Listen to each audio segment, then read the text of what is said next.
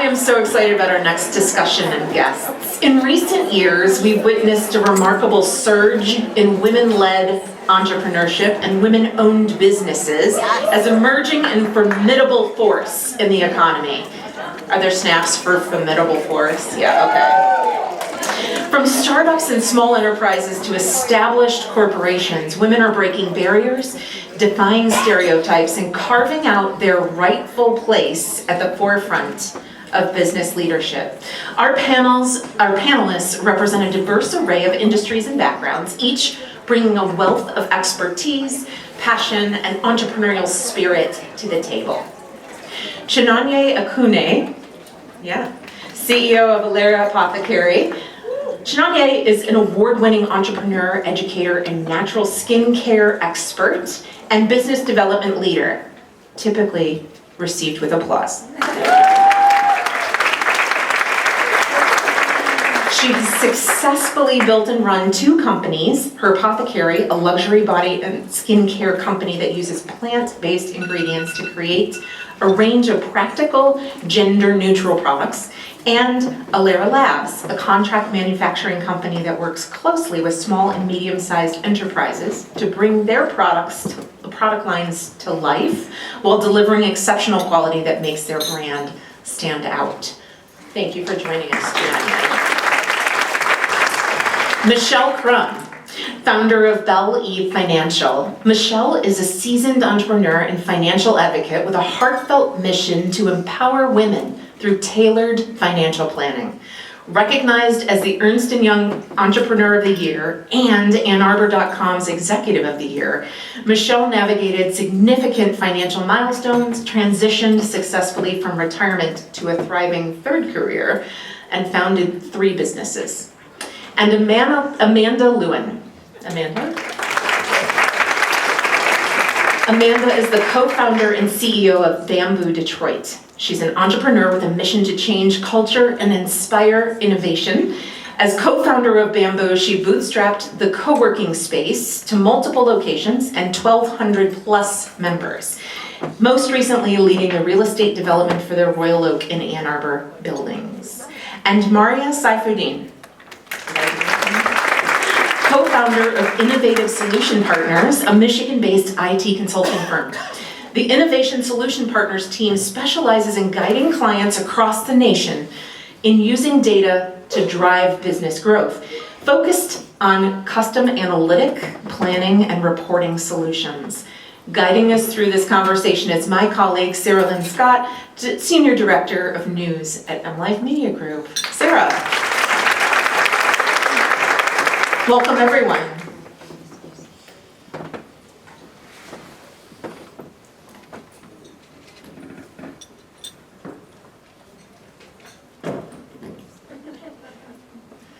Thank you, Anne. We're going to kick this conversation off by talking about some of these unique success stories from our individual panelists. So Michelle, I'd like to kick it off with you. Can you share your path towards success in entrepreneurism? Yeah, I think success seems to get redefined for me probably every decade. But so I grew up, I was a first generation college student and went to Purdue. Boiler up, any boilers in there? Yay! I now live in Ann Arbor, so I'm a basketball fan in a Wolverine world, but you know, it's okay. It's all good.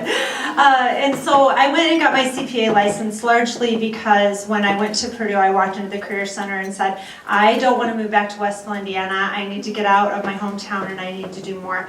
And so they said, well, accountants get jobs. And I'm like, great, I'm going to be an accountant. So that was literally all that went into getting my accounting degree. I worked 2 years as a CPA and it really didn't fit me at all. Looking at history wasn't really what I strived to do, and so I did get a lot of great experience and I think it's a wonderful path to go on, but it just wasn't a good fit for me. And so then my brilliant husband says, okay, we're gonna move to Ann Arbor. I want to get my PhD at University of Michigan. At this point, we're doubling the size of our family, doubling the size of our company. We're creating this company called Adaptive Materials. And And so he started the company. I'm like, okay, honey, go ahead, cute. I have my big girl job. It'll be fine. And then the company just took off. And so I left after a year. I was at Kellogg by then. I left CPA World, went to Kellogg for a short stint. And then once I got there, we had one baby on the way, and I'm like, something's got to give. So I did the smart thing, and we had no money, and we had a big mortgage, so I quit my Kellogg job and started to work at Adaptive Materials because that made sense. So once we did that for 10 years, and we ran this company up to 60 employees, and then in 2010, we could kind of see the writing on the wall. We had a new president. We could see a war was ending. There was a lot of financial turmoil, if you remember, and so there were limited paths for extreme growth, and our company was on an extreme growth trajectory for manufacturing. So couldn't look at bank financing, not really an option. Private equity was hard pill to swallow since we'd always run our own company, so we sold. So we sold to a company, and then I retired. I thought I'm happily retired. I was 40, and that was 14 years ago now, and I said, okay, you know what, I'm happy, I'm done, I'll raise my kids. They were 6, 8, and 10 at the time, and then I tried to do a little consulting. I don't like to tell other people what to do, I really like to do it myself, so that wasn't a good fit for me. That was my second company. During COVID, I went back to school, and that scared the heck out of me because now I'm 50 years old. I went to Boston University, and I always thought what a CPA was is actually what a CFP is, but I just didn't know any better at the time, and so I decided to take the CFP course, and then I took the exam and passed the exam. So I became a certified financial planner, and I thought, this is really the goal. I'm done. And then I just had people saying, help me with financial planning. And I'm like, I love this stuff. This is what I've always wanted to do my entire life. It feels like such a great fit for me, and I'm having so much fun doing it. So I created Belle Eve Financial. And so I guess the advice in there is just like, don't, whatever trajectory you're on, you can totally change course. And it's also, don't let your age define what you're still capable of doing. So that's my long-winded answer of my path. Wow, thank you, Michelle. That's fantastic. Amanda, could you share your path with us? Yeah, so we started Bamboo 10 years ago. It was just a side project between friends. But I always love this quote I heard from Oprah before where she says, you should match your passion and your personality. I was always the person in the group of friends that built bridges, brought people together. It was like a natural community builder. So co-working really fit me as a channel for that. It's bringing all kinds of people, companies, and stages under one roof to share office space, but also really just creating a collaborative, innovative environment for them to start and grow their companies. So I totally stumbled into it. I had no idea I was going to start a business. I have a master's degree in creative writing, but I learned by doing, and over the 10 years, we had a lot of ups and downs, specifically the pandemic crushed hospitality and real estate, if you did not know. So we're really happy to be on the other side of it, and we're kind of in that growth stage and having baby number 2, so it was really great to hear that that is actually possible. And we just opened our 3rd location in Ann Arbor, and someday hope to come to Grand Rapids. Wow, excellent. Mariah, could you share your story with us, please? Hi, I'm Maria Saifuddin. I'm co-founder of Innovative Solution Partners, and my story, I'm a kid of immigrants, and I grew up in my parents' small business, which was selling computers when it was like, they weighed 30, 40 pounds, and nobody knew what to do with anything. And I was blessed with a dad and a mom who thought I could be anything. So for those of us old enough in this room, women were not managers back then. But my dad was like, you're gonna manage my business. And so my mom had me putting in invoices, I was taking out the trash, like that's how I grew up. But I went on, got a business degree. My mom was adamant that I had something else on my resume besides a family business. Because when she immigrated, she had no resume and couldn't get credit. It was not a good scene. So I ended up going into Big Six Consulting, and I thought it was the dream job, right? Like, oh, this is so cool. You're like 20-something, you have an expense account. But you know, it's hard when there aren't a lot of women in tech. And this morning's panel resonated so much because there was no sense of mentorship, sponsorship, any of that about 25 years ago. And so I did not survive very long in corporate America. At the time my husband got trained in the SAP software package, a friend of mine from college, he's like, I'm taking on a client. Can I hire your husband? I'm like, sure, why not? So he got exposed to SAP, and all of a sudden he had a potential client call him and say, hey, will you come work with us? And at that point I said, you don't have to work for anybody else. You can come work for me because, my parents did it. How hard could this be? And that's how we stumbled into it. I think being young, dumb, and stupid was the best combination to become an entrepreneur. We've seen a lot of ups and downs, like 25 years later, here we are, blessed, and this is a really special room to be in full transparency. Usually I'm in rooms with women entrepreneurs or supplier diversity people or somebody in corporate America, like at that level, are making decisions. So it's wonderful to hear about all the moms in this room, because now my kids are in their 20s, but 20-some years ago, nobody talked about your children or taking care of them. So I'm just honored to be here with all of you today. I love that, thank you. Chenanye, tell us your story. Absolutely. So very similar to Mariah, I am the daughter of immigrants, so I'm a first-generation American. And also growing up in our family business, my dad had a chain of pharmacies, so I was really into healthcare, really into just health education and educating people on what they're taking in. So about 10 years ago, actually in 2015, my youngest brother came to me. He needed a natural deodorant. He was going vegan at the time, and I had studied chemistry. I got my master's in public health, and so I said, sure, I'll help you create this deodorant. I created the deodorant, and it really worked for him. I then went to my dad and just asked, can I see your the different chemicals that are used in different pharmaceuticals? I'm really more interested in ingredient searching. So I started making more deodorant, and I gave samples out at a party that I had. It was my birthday, and it was just like, these are just samples. This is what I'm doing right now. You guys give me feedback. So people started to give me feedback on how it worked for them, and then also the other elements that they had. A lot of people had eczema, a lot of people had psoriasis, very dry skin, things that fortunately I didn't go through, but hearing my friends' stories, I was like, well, I want to make more things. So I started working with my dad on ingredients, and I started making a shaving cream, started making a body wash, butters, and things like that. And it really grew the business organically based on the needs that people had that they were telling me, and grew the business to where we're sold around the country. And like was mentioned in the intro, I started Elera Labs about a year ago. And Elera Labs, we do contract manufacturing for brands. So brands started to come to me asking if I can make products for them. So instead of just doing the white labeling route where we take what we already have in stock and just put their label on it, I thought, well, I have a background in chemistry, we can do formulation as well. So I started doing custom formulation for brands, creating brand scents, even worked with a large beverage company, creating like an influencer package for them, using their scent to make like a bath bomb, a sugar scrub, and a face mask. And then really just started growing the business from there. But I mean, all through entrepreneurship is about taking risks. And even if somebody says no to you the first time, just figure out ways to get to where your end goal is. Because where I started my business not even thinking I would grow it into a business. I wanted to climb the corporate ladder.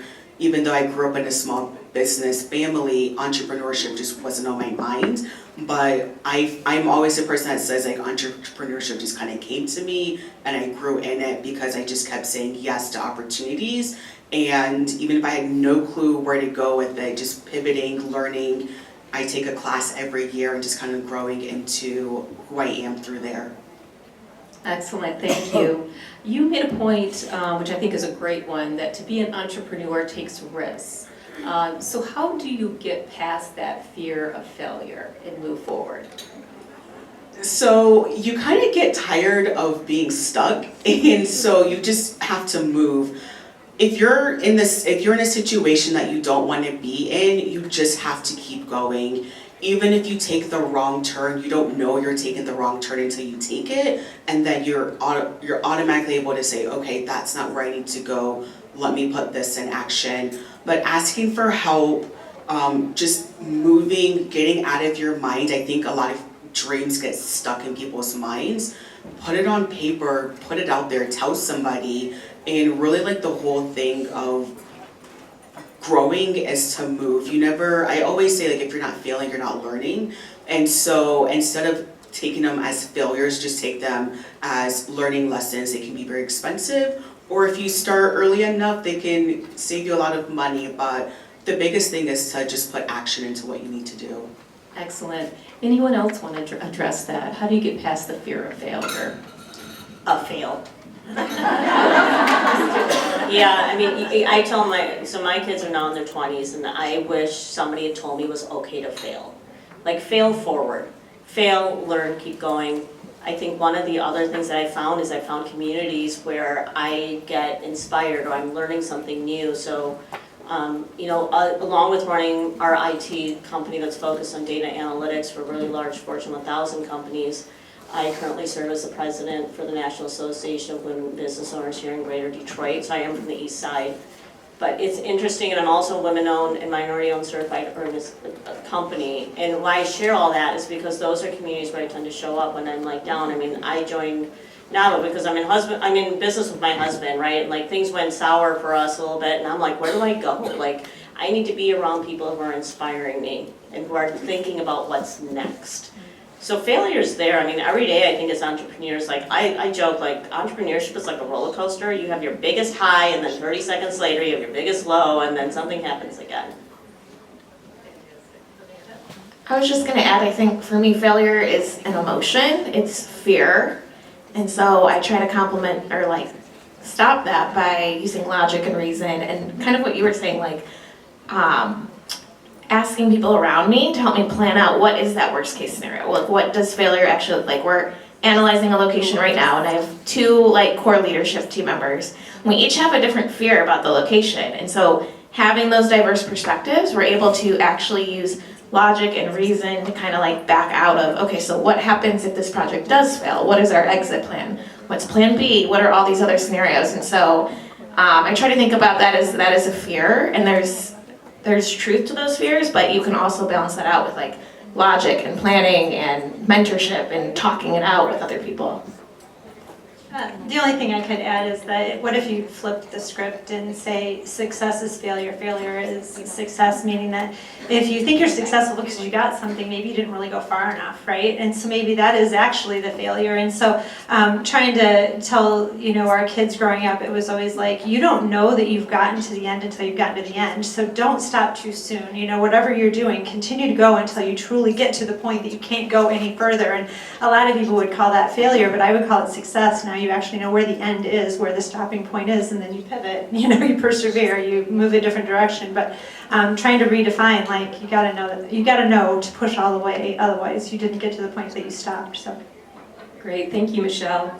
I'm going to stay with you for a moment. We talked a lot this morning about networking and how important that is for women. How have you gone about building a strong support network?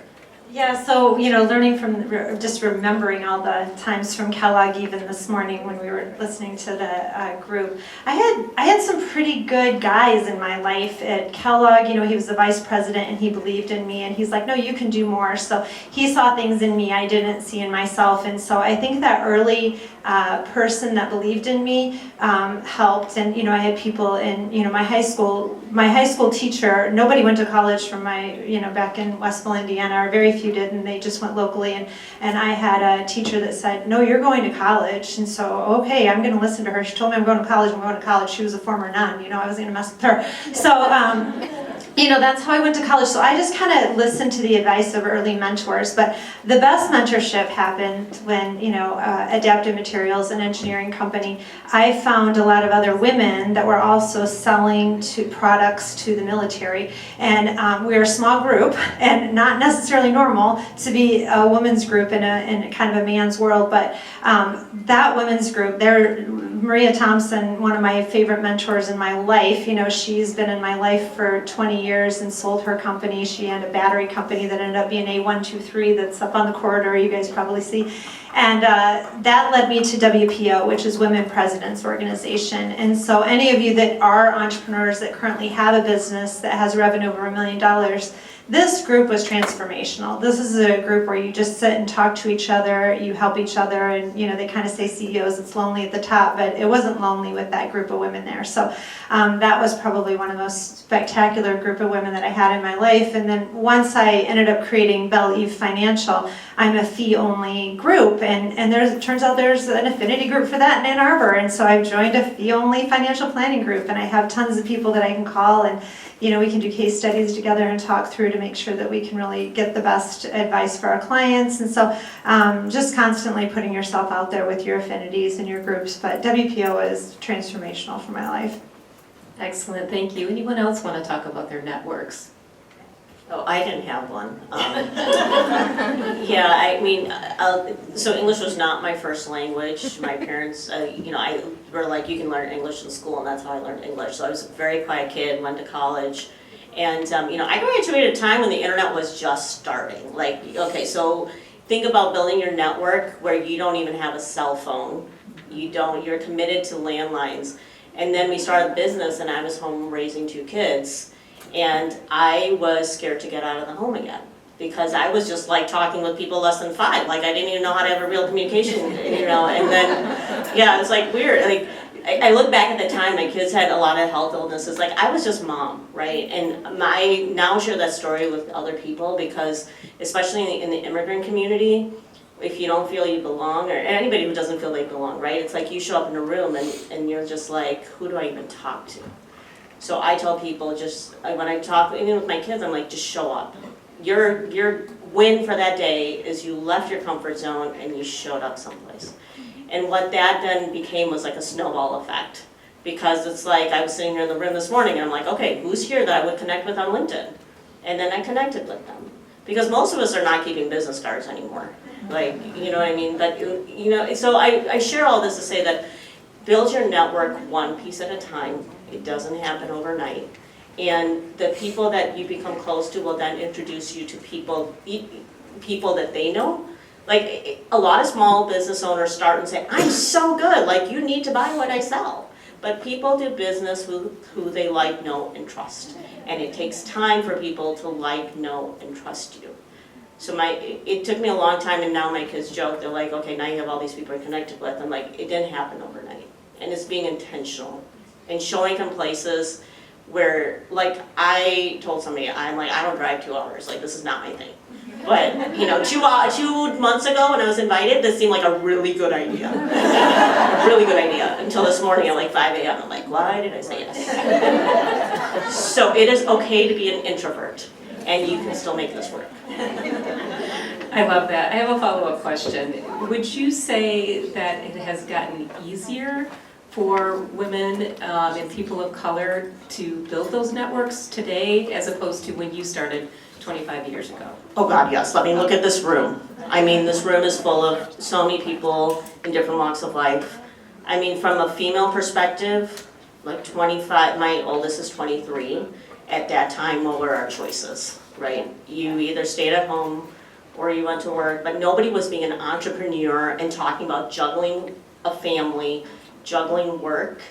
And I think we also source people in our life that are kind of like, it's like, this whole feeling today when I walked into this room, it was extremely special, like this whole networking experience and then the mentorship conversation. Because like, I just walk into rooms, I'm like, it's okay. Because last week I walked into some SBA roundtable where Lakita had us all together. And my kids are like, where are you headed to now? I'm like, I'm going someplace I've never been. They're like, okay, so this is just you now. I'm like, this is mom. Thank you. Shananya, I want to change gears a little bit. There are obviously a lot of common misperceptions about entrepreneurships, particularly as it relates to women and people of color. What are those and how can they be addressed? I guess what are they not? So there are so many misconceptions. There's like a stat that's around that women get like less than 1% of venture capital funding. Women of color get, I think, 0.2%. And so but then at the same time, women are about 86 more successful than men in business. And then I think women of color are the 36% more likely to start a business than anyone else. And so the stats are not adding up. And I think that, like when I first started and telling people what I did, it's like I would go and I would ask for funding, and then they would say, well, I don't use this, or I'll see if my wife would want it. Meanwhile, my products that I make are gender neutral, and I did that on purpose because it was for my brother, but everyone else was using it. And so I think that there's like this weird misconception that women aren't good outside of the home, and then Black women aren't good at business, which I'm not really sure why there is that misconception. I do think that it's who's in quote unquote power, who's making the money, and who's providing the money. And there's no secret that like attracts like, and people are going to invest in people that look like them. So if there are not people who look like me in the room, it's going to be a battle for me to convince them to even relate to me so that they're willing to give me funding. So, I mean, all that to say, I've bootstrapped my business because I got to the point where it's like, why am I asking other people for funding? Let my customers fund my business. And 10 years later, we are now creating another business. And so that goes to the power of I stopped looking for outside people to quote unquote believe in me, and really just touched base with my customers, had them rally around me, had them share my story. Like during COVID, it was insane how many people shared my business with people that they knew. And I think that it just goes to show that race and gender beyond, if you do good for people, they're gonna have your back when you need it, and they're really gonna support you. So I've kind of gotten out of the mindset of I guess like race and gender when I'm building my business, and I just build it as a good person and what I want people to receive as people who are paying me to provide a service for them. Excellent. Anybody else have any thoughts on misperceptions of women in entrepreneurship? Oh, okay, well, I mean, like, look at how I'm dressed, right? I mean, when I walk into a room, the assumption's already made at some levels, and predominantly I show up in rooms where men are mostly in the decision-making still. And what I've learned is you've got to set the table. So when I come in, I tell them I own the business. And I think that's important that, you know, the one panelist on this morning, when she said we all worry if we're gonna bother somebody, like how can I ask somebody? It's like there's a fine line about being confident versus being arrogant. And I think we all have to figure out what that line is for ourselves. But we've got to change the narrative. If we show up differently and we set up the table, the conversation shifts, right?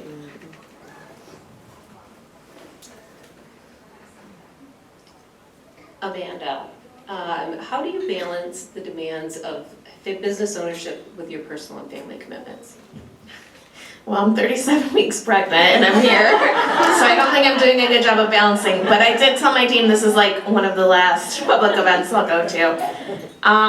Balance is really hard. I think women get asked this question all the time. I don't think I have an answer. I just think that sometimes you go through seasons. I think I'm going through a baby season. This is baby number 2. And a growth season. We just opened location number 3 of Bamboo in downtown Ann Arbor, so come say hi. And hopefully number 4 is on the way in Grand Rapids next year. So it's just the season I'm in, and I could not survive this season without leaning in on people. So I have family, shout out to anyone who is a grandma in the room. You are literally a lifesaver. My mom is with my baby right now. A supportive partners, supportive co-founders.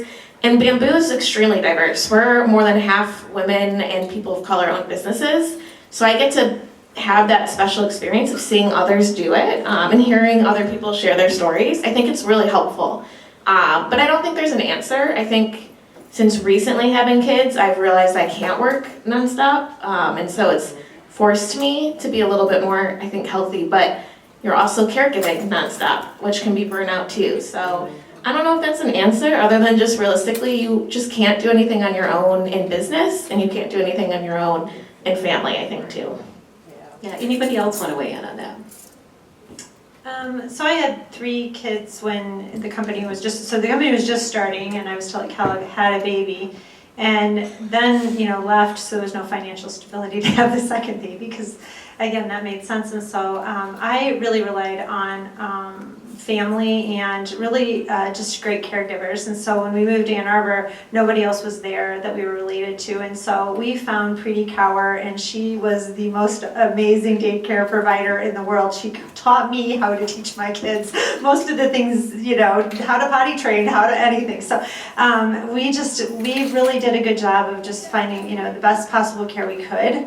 And then divide and conquer. So we were both working at the company, we were both leaders at the company, and so alternating schedules, so I could always pick them up, he could take them to school. So we did things like that, and so just tried to divide and conquer. But I think the best advice that I got was from one of my friends, and she's like, don't should all over yourself. You know, don't say I should have or I should or I should. Just say, you know what, I'm doing the best I can. And so at the end of the day, it's one big life. You call it seasons, but I always said it's just one big life. Sometimes you're spending a lot more time on your company. Sometimes you're doing a lot more time with your family. I think that love goes a long way, and if those kids are loved, I think it works. I think the bigger challenge that I see a lot of I'm 52 now, and I think a lot of my friends are having the opposite. Now they're in the sandwich generation, and so they're pulled in directions on both sides, really. And so it is a tough balance, and I can only say just put your own mask on first. It's really hard for you to take care of other people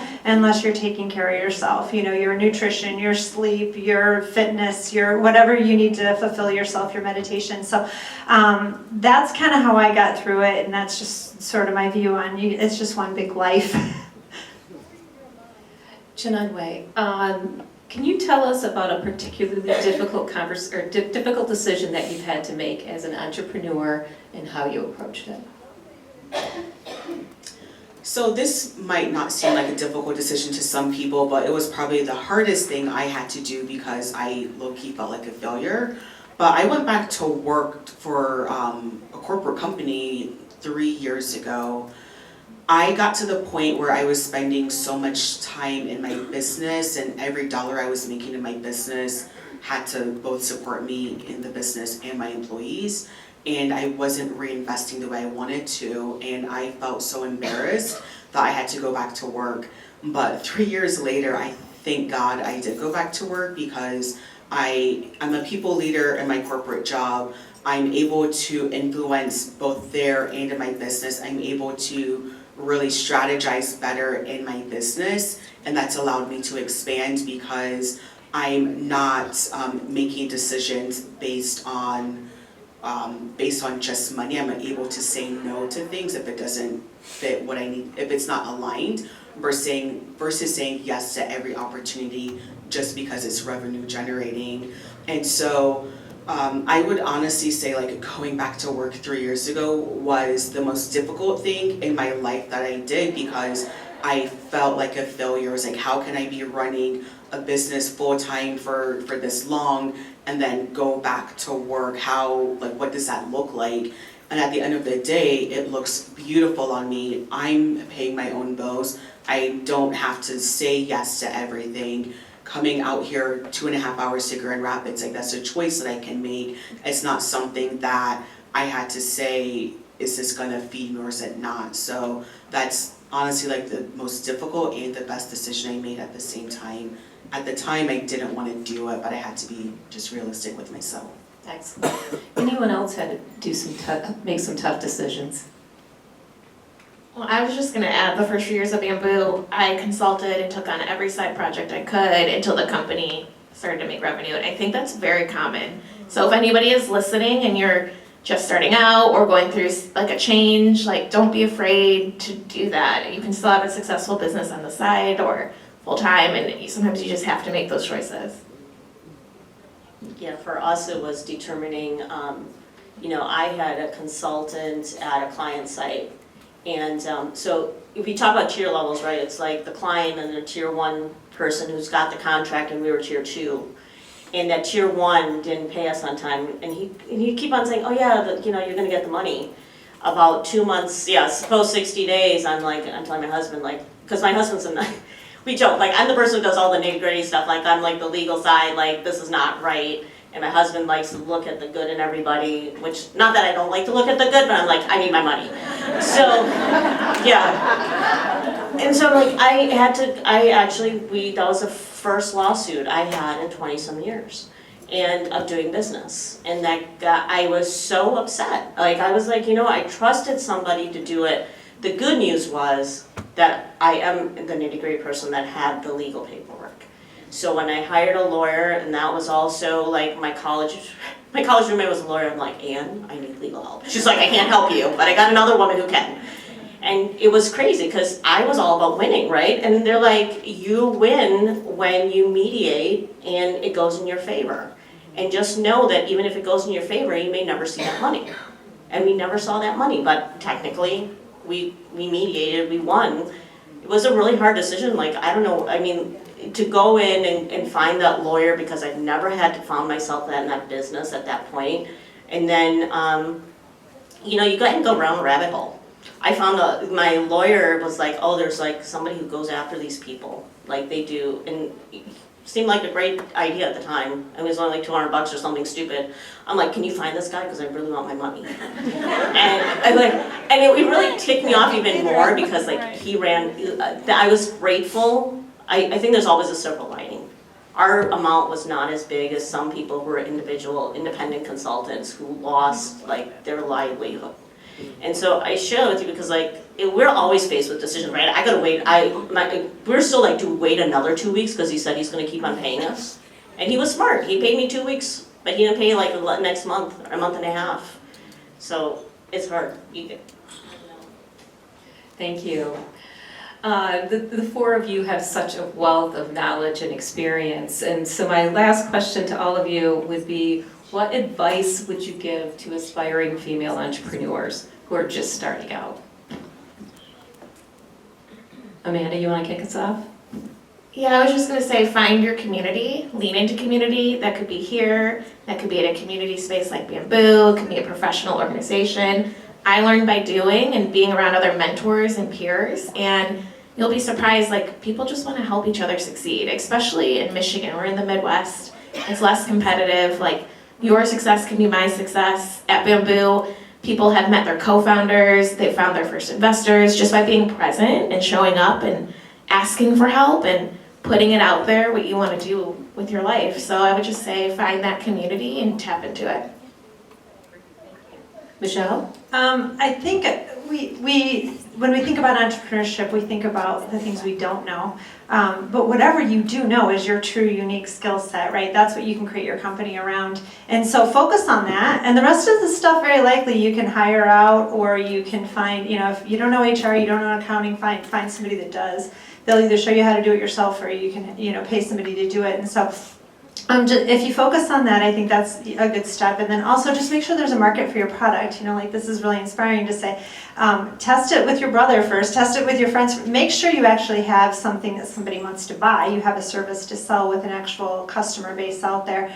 But aside from all that, I loved that it's a long time ago, so I'm not sure, I'm older than a lot of people in the room, but there was this movie called We Bought a Zoo, and Matt Damon was in this movie, and there's this one little clip in there where he's like, just, 20 seconds of bravery can just, your world will explode if you just can be brave for a little bit. So if you're nervous about walking up, you're nervous about the ask, you're just go, okay, I'm just gonna be brave for 20 seconds. I'm gonna go do this. And you're just gonna be amazed at what you get out of it. And so just constantly remind yourself, just be brave 20 seconds at a time. And it's amazing what you can get out of that. So, I'm gonna take that. I was gonna lead on to what Amanda said. It's like, what I tell people that are thinking about becoming entrepreneurs is go do that concurrently, right? Like, show up in rooms like where you are today. Learn what that lingo is like, because in our corporate lives, there's a certain speak, and in entrepreneurship, there's a certain speak. Not that it's different, but it's like, how do we think? Like, all of us probably have like 20 million other things going on in our head right now while we're sitting up here. And I think you alluded to something really special, is that, I know entrepreneurs across country, and what we have here, especially, I can only attest to really the southeastern part of the state, but even the people I met today, is that people here are, there's a sense of helping one another. And it's like, so many of the partner organizations, like I was on a panel last week, they're like, well, people in the audience were like, where do you pick to go? And I will tell you that everybody has something for you. Just decide like, what is it that you want to figure out? Is it I want to work on my pitch? Is it where I want to find resources to help me grow my business? Find those places where you can show up, because people will support you, and I think women business owners are like, we help one another, whereas other rooms we show up in, people are kind of like, oh, this is mine, I want to share. Like, Thank you. So I guess Can you hear me? Okay. All right, so I have 3. So the first one is understand your why. Your why is going to be your driver. If you always know why you're doing it, you're always going to do it. You're always going to find a way to make sure you're successful. The second one is always ask questions. No question is a dumb question. You have to constantly be asking people, where can I go for this information? Even if you know it, somebody might have a different perspective. And the third one is always be learning. I take a business class once a year, every year, and that's how you network with people, that's how you learn new skills, and that is how you really just become a really good business person. So know your why, ask questions, and always learn. Wonderful, thank you everyone. Thanks so much for all of your advice. And do we have a time for an audience question or? Okay. Any questions from the audience for our entrepreneurs? I'll bring a microphone if you need. I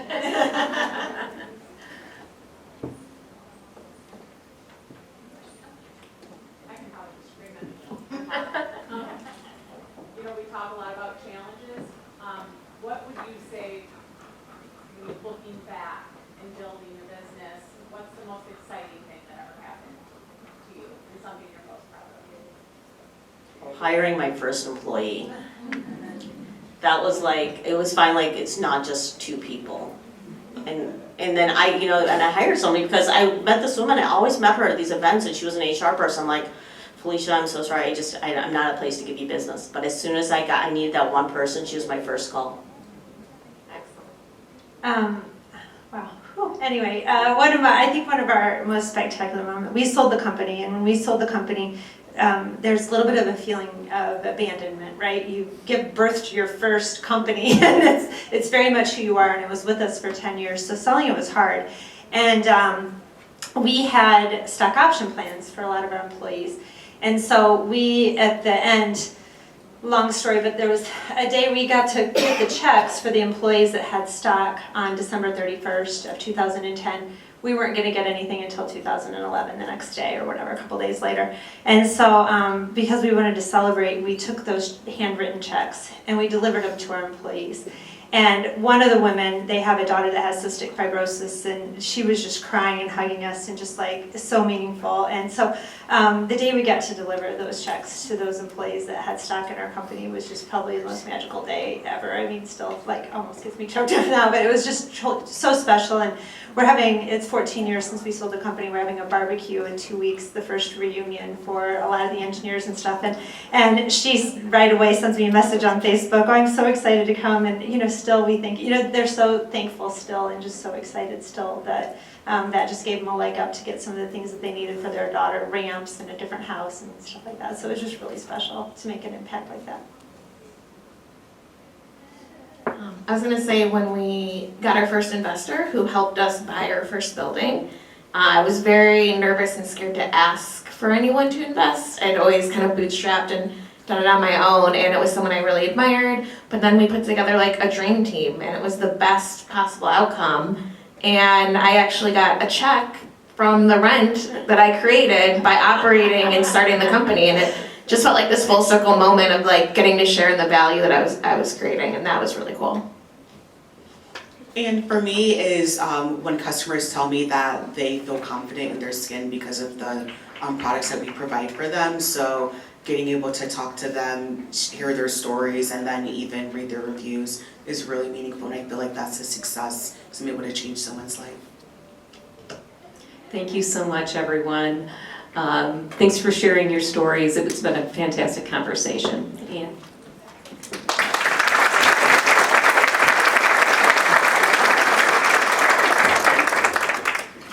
that was like the perfect timing. Okay, Sherry's keeping us all the time and she's like running around giving you guys microphones, so thank you, Sherry. And thank you to these incredible women up on the stage. Amazing stories.